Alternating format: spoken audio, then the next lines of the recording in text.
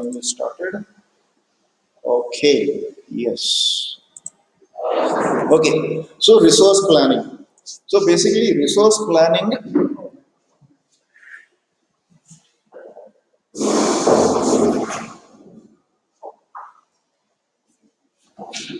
when we talk about sustainable development, the first thing that comes to our mind is planning the resource. Unless and until we plan how to, execute any particular process, that execution or the work part of that is going to be a failure. So planning is a very important part.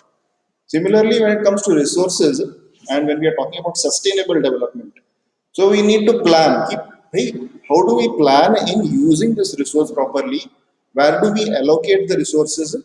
How much quantity, how much time do we need to have? And only then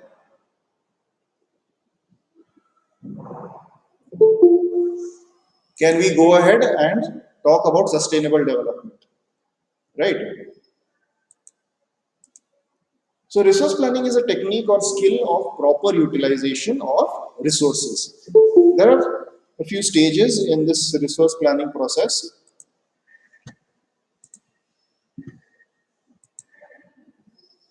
Identification and listing of the resources. So first, you need to identify where the resources are available, and once you identify where these resources are available, you list them out and make a complete chart of the resources. So now if you see a map of India, the map which is there in your textbook, you will see various locations where various minerals are available, or various locations where what kind of soil is available in those locations.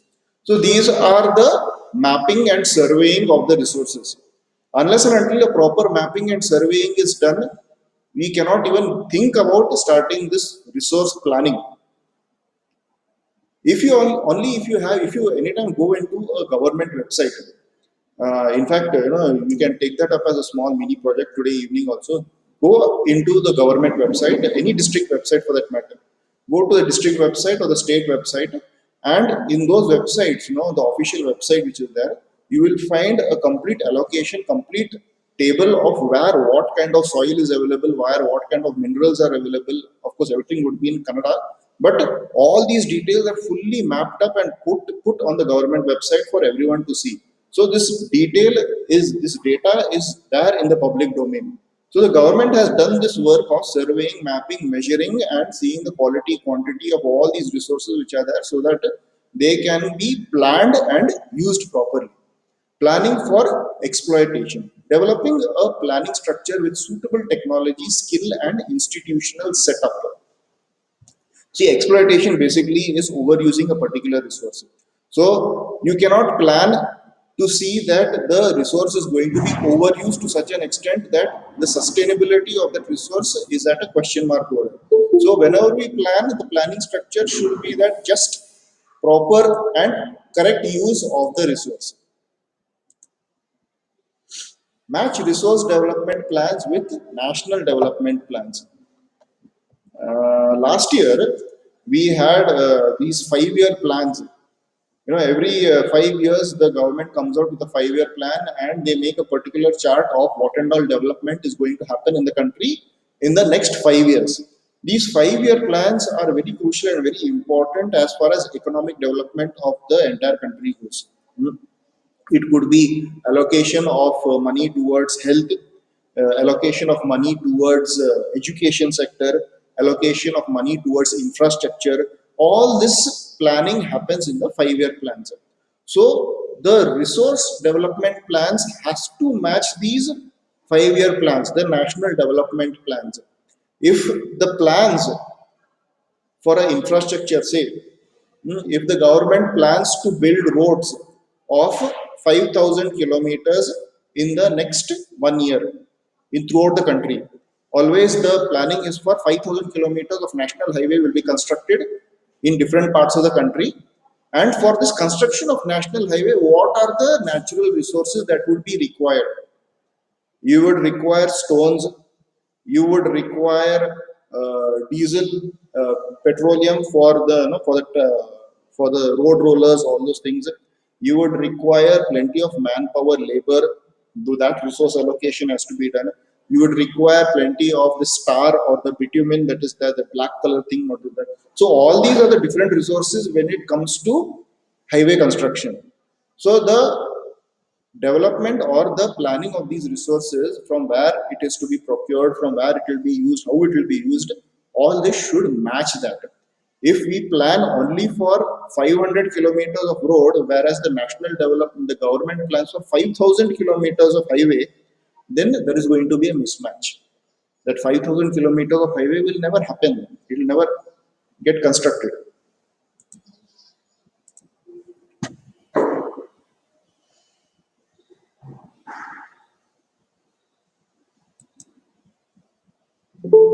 Okay. Now, the importance of resource planning. It is necessary for the balanced development of the country, obviously.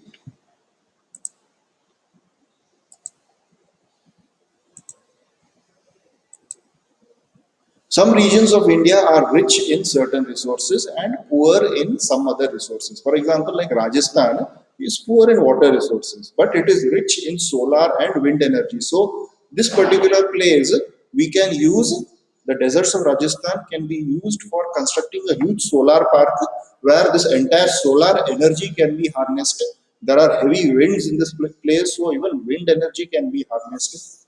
Some regions are self sufficient while other regions are very poor in important resources. For example, Madhya Pradesh is rich in many resources, but Ladakh is poor in resources. See, Ladakh is like a cold desert, so that nothing much grows over there. But whereas Madhya Pradesh is rich in plenty of natural resources, very good in agriculture, plenty of resources are available over there. So these places will compensate each other. Wastage of resources can be avoided by planning, environmental pollution can be reduced, and overexploitation of resources can be avoided. These are all the important parts which will come along with the planning of resources, resource planning. So when you plan, you also have to plan to conserve. You cannot plan to overexploit or exploit it. You have to plan to conserve. So resource conservation. Planned use of resource in order to meet the present needs and to store a part of the future generations is called as resource conservation. Because definitely ours is not the only generation which is going to be there on the planet, right? There are plenty more generations which are going to come and make this earth their home, and definitely we cannot use all the resources that are there at your home. You need to save things for the future generation. Many resources are non-renewable and exhaustible. If we conserve them, we can use them for a longer period of time. A very good example of this is the fossil fuels, the crude oil, the petroleum that we have. Definitely it's a resource which is going to come to an end maybe within the next 80 or 90 years. So maybe you might see a earth which has fossil fuels, but maybe your children and your grandchildren will be having definitely different kinds of renewable sources of energy when they are there. Conservation of resources helps us to reduce wastage. It will help in economic progress. And resource conservation helps us to protect the environment, obviously. So there is a very famous quote by Mahatma Gandhi. There is enough for everybody's need and not for everybody's greed. This is a very, very famous quote by Gandhiji, which is used in many world economic and resource conservation forums. There is enough for everybody's need. How much you need, that much the earth will definitely provide. But once you start getting greedy, then the earth cannot sustain that kind of a greed that we human beings have. Greedy and selfish individuals and the exploitative nature of modern technology are the root cause of resource depletion. He was against mass production and wanted to replace it with production by masses. I'll tell you a very interesting fact over here. The Industrial Revolution, which was a huge part of the economic development of Europe in the late 19th century. The Industrial Revolution in Europe did start in the late 19th century, wherein in India it started only after independence. But the European countries by 1850 and 1857 they already had lots of industries running, And most of this was definitely because of the contribution, because of the innovation of the steam engine. So now for running the steam engine, for running the industries in the European countries, what they required was huge amounts of firewood. That was a basic requirement, the firewood that they could burn and use up for energy. So once they had consumed most of the natural forests occurring in Europe, they were running out of firewood. Because again, for these forests to regrow, it would take some years. Then they started looking at their colonies. The colonies, obviously, for the British, the French, the Portuguese, all these were the Asian countries, many African countries. These were all the major colonies. And the colonies which were rich with forest areas were most of the colonies in the Southeast Asian countries because of the tropical climate that we have. Yeah. So the forests in India were the next which were targeted, and these started getting cut, and most of the wood was getting exported to the European countries. So our depletion in our natural resources started at that particular time, that is early in the 19th century itself. So it is not that only recently we have started seeing a depletion in our natural resources. This exploitation, over exploitation started way back when the Britishers were there, and they are one of the major causes of so much of our forest land to get wiped out. All this got transported to the British for the Industrial Revolution, for their industries.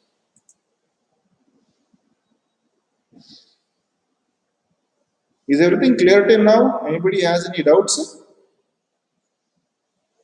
No, sir. No, sir. Okay, good. Okay.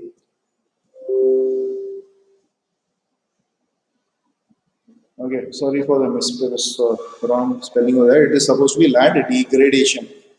An R has got missed up. Okay. So large scale soil erosion caused by running water and wind. There are various reasons for the degradation of land. Degradation means the quality of the land gets reduced, lowering of the quality of the land to such an extent that after some time there can be no cultivation, nothing is going to grow in that, it's going to become barren land. That is called as land degradation. Large scale soil erosion caused by running water and wind, dumping of waste materials from mining centers and industrial units. Over irrigation leads to increase in salinity and alkalinity in the soil. Overgrazing by animals and deforestation by man. Wastewater of the industrial units pollute the lands. Mineral processing by like grinding of limestone for cement industry and calcite and soapstone for ceramic industry creates a lot of dust. All this dust is deposited and settles on the topsoil which is there, and this topsoil becomes all hard to such an extent that nothing can be grown or cultivated on that land. So it is mainly all, whatever you see over here, whatever you see on the screen right now in front of you, all these reasons for the degradation of land is human activity. We do say that human resource is the apex resource, and without human resource no other resource is going to be used. Yes, but the usage by we human beings to resources such an extent that it is causing land degradation. Each and every activity that is listed out over here in front of you, they are all human activities. None of them are natural occurrences. There is no natural occurrence. Running water and wind, again, the huge winds and the floods and all that we see normally, it is again a result of the global warming. It is a result of the heavy polluting activities that we do. So the prime and major cause for land degradation is human activity. Land conservation measures. What are we doing to conserve the land that we have with us? Soil erosion can be prevented by ending deforestation, controlling grazing, encouraging afforestation, and practicing terrace farming in hilly areas. All these things, again, you have already learned in your agriculture lesson in 8th standard and in resource conservation also in the 8th standard. Preparation of shelter beds of plants and stabilizing of sand dunes by growing thorny bushes like will help to prevent land degradation in deserts. Mining activity should be controlled. New technology which reduces wastage can be adopted. About this mining activities, I'll tell you a very a real story about Karnataka itself later on. Industrial waste should be chemically treated to remove the harmful substances. Urban waste should be used for the production of biogas and biomanure. Over irrigation should be stopped and new method of irrigation should be followed. So there are plenty of you know, ways in which land conservation can be done, especially when it comes to mining activities. About 10 years back, 10 to 15 years back, the iron ore from Karnataka started increasing in popularity. I don't know whether any of you, of course, you would have been all small children at that time.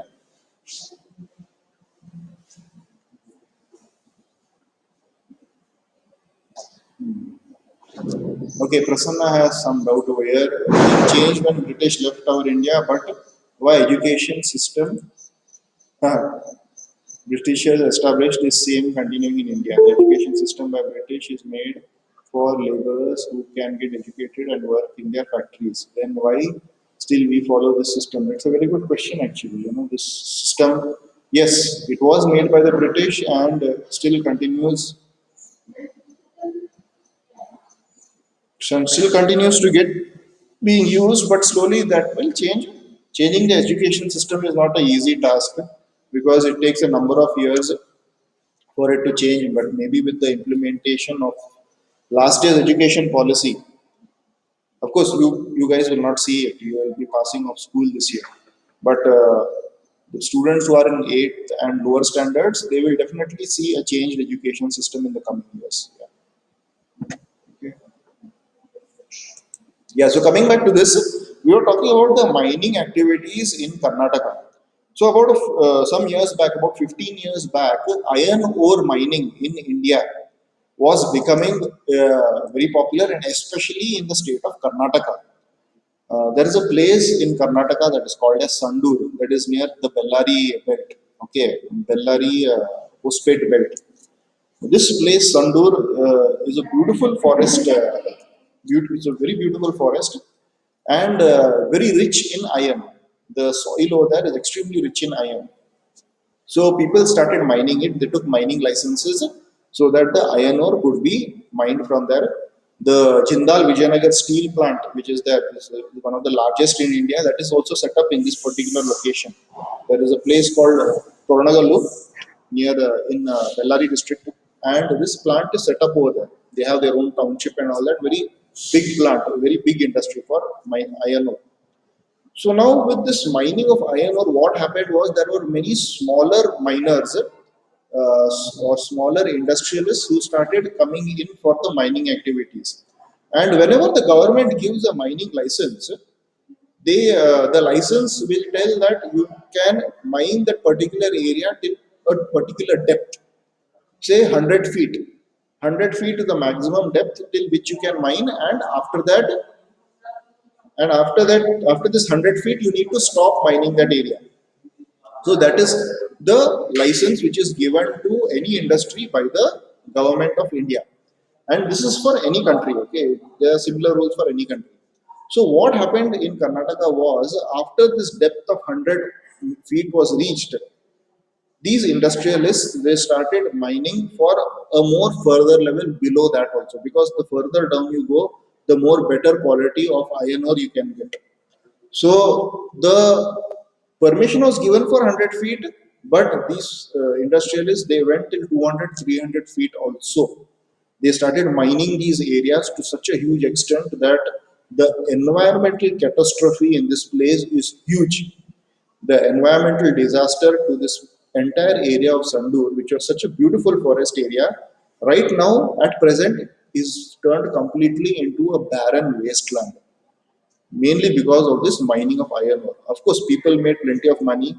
The iron ore was, most of it was exported to China, wherein China had a huge demand for iron at that time because of their infrastructure development which was happening over there. So the effect on this forest land in Sandur is so huge that now geologists, when they go to check that soil and they go to check the land over there, they say for the next 100 years this place is going to be barren. Nothing is going to grow in this area for the next 100 years because of the amount of degradation that has happened or over exploitation of land that has happened in this particular area. So this is, I'm just talking about one particular or one small place in Karnataka. You can imagine where there are mines throughout the world in different parts of the world, how much the degradation has happened and how much over exploitation has happened. Okay, was this clear to everyone? Any doubts?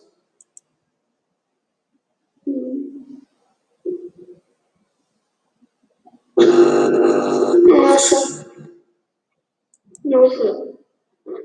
Okay. Yeah. Okay.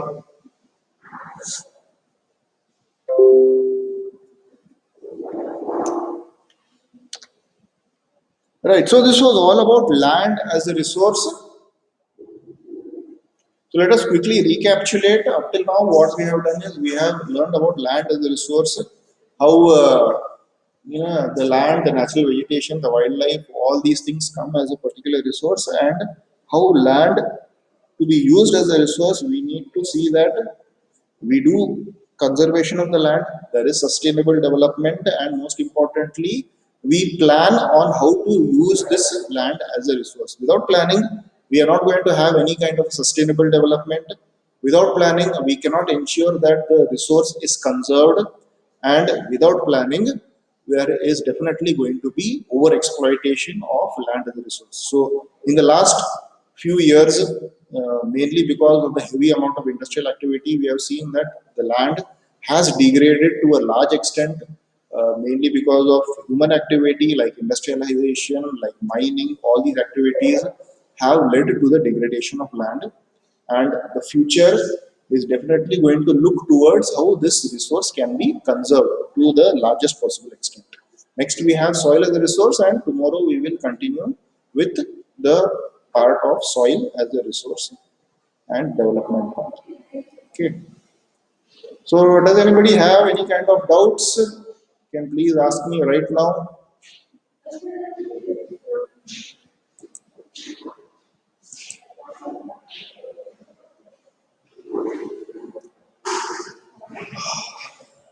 You may be wondering why Sir keeps on asking about doubts, doubts, doubts. But doubts are a very important part. There may be many parts which you do not understand. Please do read your textbooks. Once you read your textbooks, definitely I'm very sure that there would be some parts which are not very clear. There would be some words which are not clear. Please do ask me those. If not today, you can ask me tomorrow also. And I hope all of you have got the message about the nominations for the school elections. You have to post your nominations, and once we receive that, by Saturday we'll be holding the elections for your school elections.